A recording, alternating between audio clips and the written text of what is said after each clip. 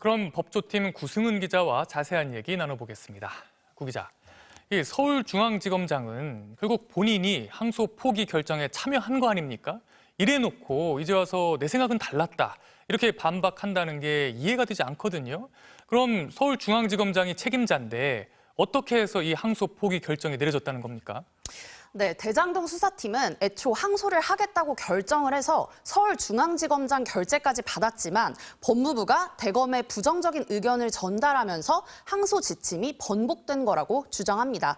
네, 대검과 법무부가 의견을 나눈 건 맞습니다. 다만 법무부는 통상적인 의견 제시만 했을 뿐 대검과 서울중앙지검장이 결정한 거라고 강조하는데요.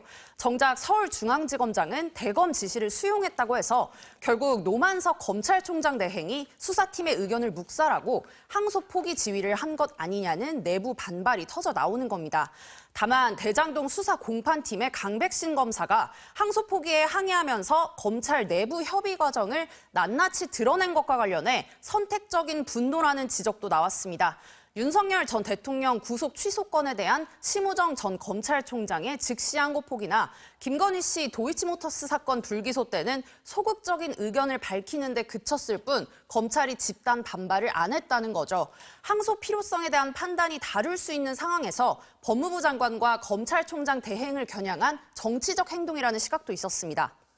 네, 검사들의 그런 선택적인 분노는 이미 다 아는 바 아니겠습니까? 그럼 이렇게 항소를 포기한 게 관련 재판에는 어떤 영향이 있는 거죠?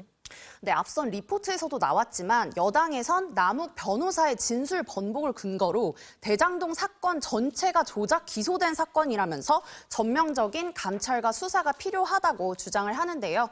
이번에 검찰이 항소를 포기하면서 1심에서 일부 무죄가 선고된 배임 혐의와 범죄 피해 금액과 관련해 2심에서 더 이상 다퉈볼 수 없게 됐습니다. 이재명 대통령의 대장동 개발 관련 재판도 배임죄를 다툰다는 점에서 이번 항소 포기 결정은 정치적으로 논란을 피하기가 어렵습니다. 또 추징금도 검찰이 요청한 액수에는 한참 못 미치는 판단이 나왔는데 특히 남욱 변호사와 정영학 회계사에 대한 추징금은 0원으로 사실상 확정됐습니다.